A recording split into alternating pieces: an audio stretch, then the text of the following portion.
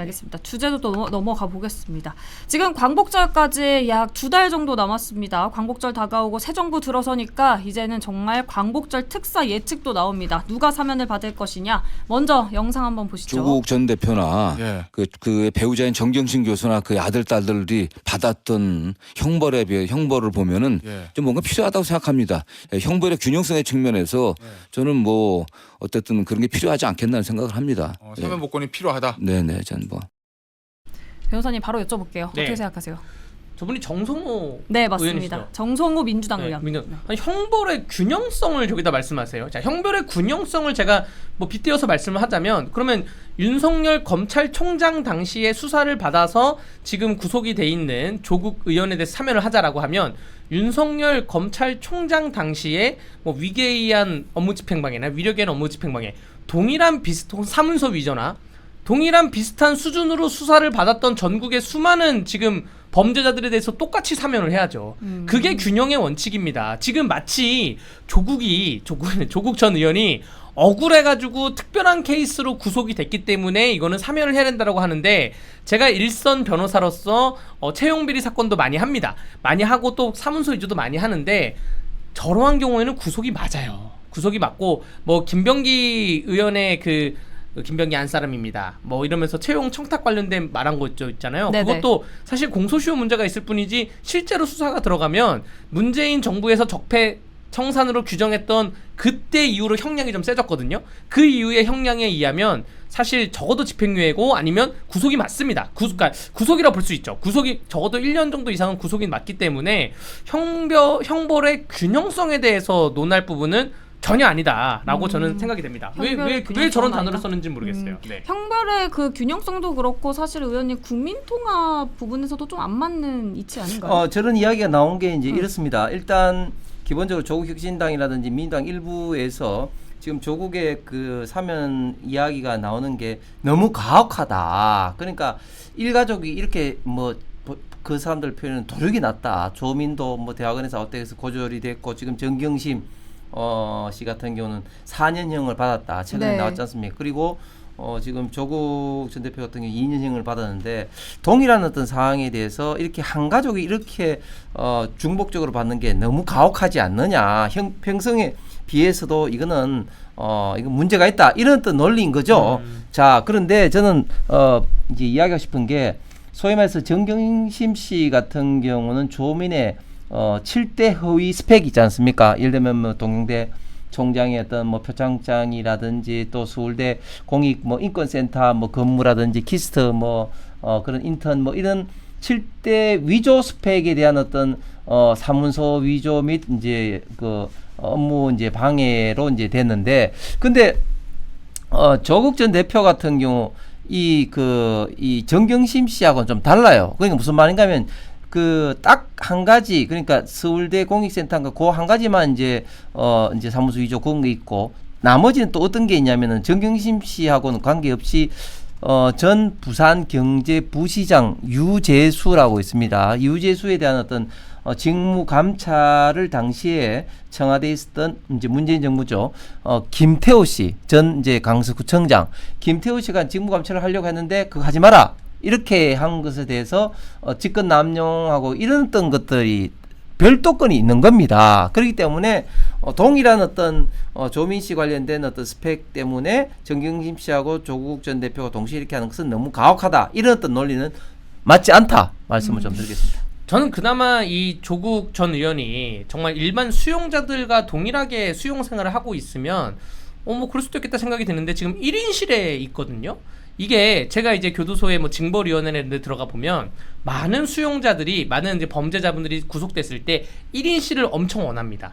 근데 이런 실에 못 있어요. 그렇겠죠. 예, 뭐 예를 들어서 4인 전용인데 그걸 5인실, 6인실에 빡빡하게 있던가 불편하게 있는데 1인실에 있으면서 뭐 본인도 이제 고시원이라는 같은 표현을 쓴 것 같은데 뭐 독서하고 생각 정리하고 그리고 정경심 그 부인도 가석방으로 나오지 않았습니까? 가석방 심사위원회에서 가석방을 하는 것은 제가 그나마 뭐 형기가 어느 정도 채워질 거 이해를 한다 치는데 이 조국에 대해서 사면을 하게 되면 지금 이재명 정부가 받을 비판은 아니 그럼 나는 비슷한 범죄를 저지른 나는 문재인 정부가 규정한 적폐청산을 했던 나는 라는 것에 대해서 당장 지금 예를 들어서 그 최서원 씨도 뭐 여러 가지 그 다른 문제긴 하지만 비슷한 결의 문제도 있단 말입니다. 그 딸 관련해서 정유라 씨 관련해서 그거 하려면 다 사면해야죠. 이게 균형의 원칙인 거지.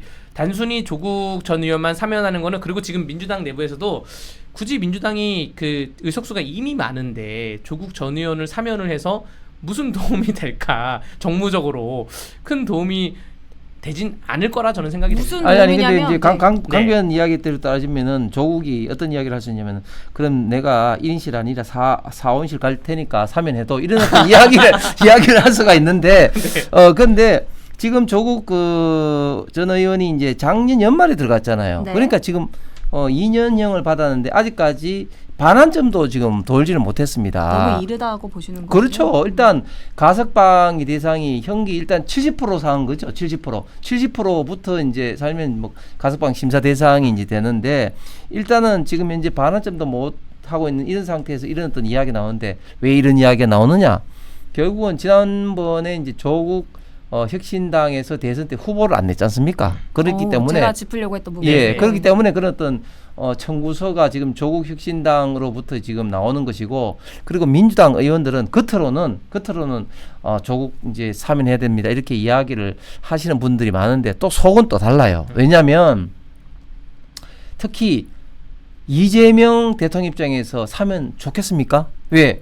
조국이 나오면 활보하면은 이제는 자꾸 조국한테 이제 스포트라이트를 갈 거 아니에요. 그것 또한 부담이 되고. 그럼요. 네. 그럼요. 그래서 지금 사면 여부도 부담이 되지만 앞으로 조국이 받는 어떤 스포트라이트도 본인으로서는 굉장히 좋지가 않죠. 그래서 저는 이재명 대통령도 그렇게 뭐 대선 때 조국 혁신당으로부터 신세 진 것은 있으나 사면하고 싶은 생각은 별로 없을 거라 생각합니다.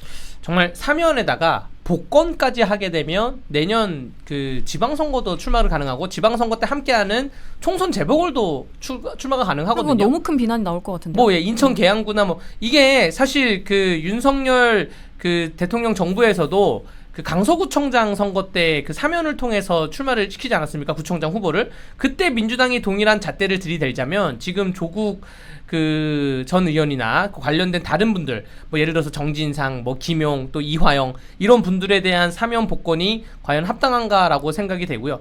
제가 그 이번 주 수요일에도 교도소를 가서 접견을 해서 한 5명을 만나고 왔어요. 구속돼 있는 피고인 플러스 피의자 분들을, 재판받고 있는 분들을.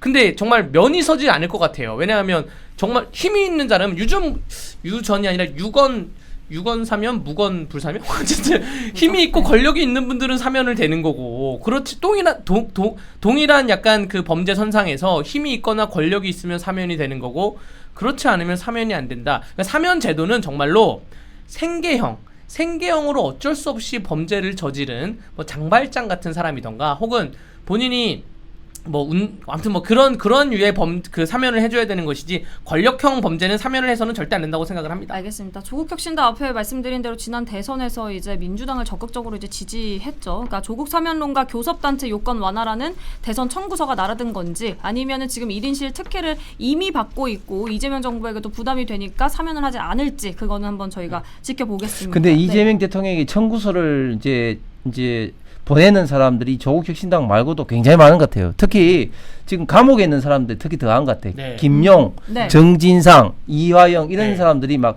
청구서를 보내는데, 이화영 전 경기부지사 같은 경우는 페북에 본인은 검찰에서 억울하다 하면서 막 사실상 석방해달라고 막 요구를 하고 있고, 김용은 그 전부터 요구를 하고 있는데, 만약에 이런 것들이 받아들여지지 않았을 때는 이 사람들이 어떤 행동을 할지도 모를 것 같다. 그래서 지금 이재명 대통령 이런 어떤 사람들도 신경 쓰는 것 때문에 아마 머리가 굉장히 골치 아플 겁니다. 알겠습니다. 끝으로는 이제 얼마 남지 않은 시간이지만 민주당 얘기도 더 해보겠습니다. 이재명 대통령 지난밤 그 3대 특검에 3명의 검사 지명했죠. 그러니까 이들이 특검으로 임명되면 편향성과 이해충돌 논란 불거질 수 있다고 지금 정치권에서 우려의 목소리가 나오고 있는데요. 또 윤 전 대통령을 상대로 이제 한풀이성 보복 수사에 나설 수 있다. 그러니까 계속해서 저희가 이틀간 해왔던 말과 비슷합니다. 이 화살은 국민의힘과 윤 전 부부를 향하게 될 것이다. 네.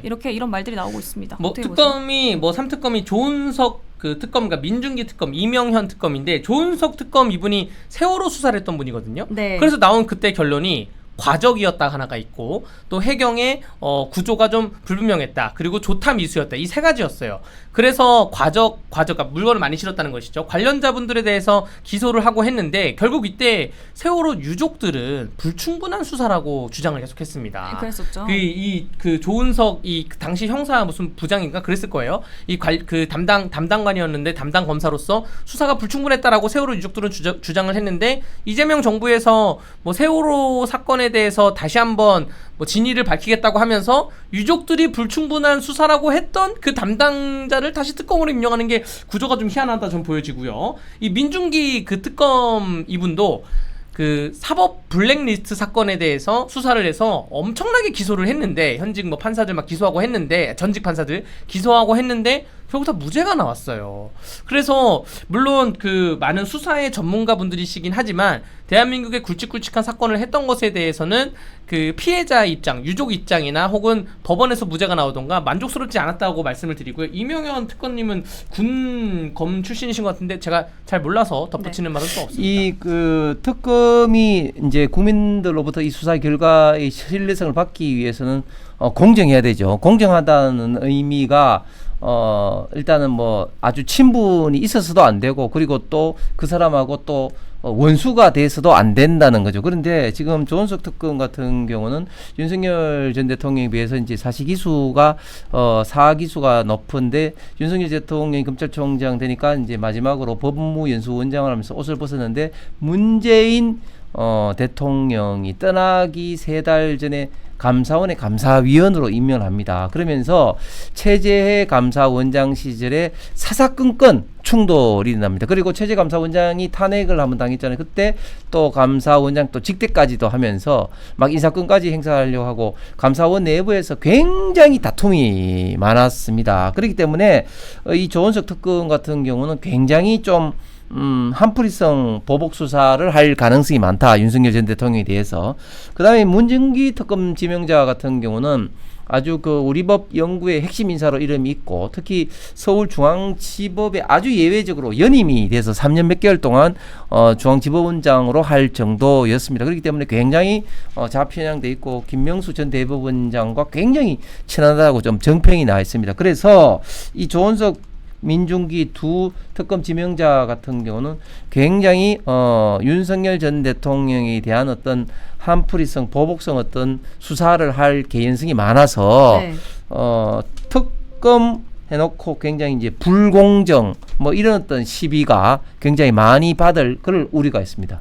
김병기 더불어민주당 의원이 이제 새 원내대표 선출됐으니까 네. 아무래도 지금 말씀하신 것처럼 그 수사 박차를 더 가하고 이젠 더 강하게 하겠죠. 왜냐하면 지금 내란 책임자들 사회복귀 못하게 할 것 막 이렇게까지 강하게 말하고 있으니까요. 뭐 김명기 원내대표의 스타일상은 뭐 그렇게 할 것이라고 보여집니다. 그런데 이 정부가 선거하고 선거의 결과 이후에 또 여야 공수는 또 다릅니다. 지금 여야가 바뀌었는데 앞으로 있을 다양한 뭐 인사청문회나 뭐 등등의 문제에 대해서 좀 대화를 했으면 좋겠어요. 대화 결국에는 좀 협치를 좀 했으면 좋지 않았나? 결국엔 통합이고. 네, 뭐 이런 생각을 좀 해봅니다. 네.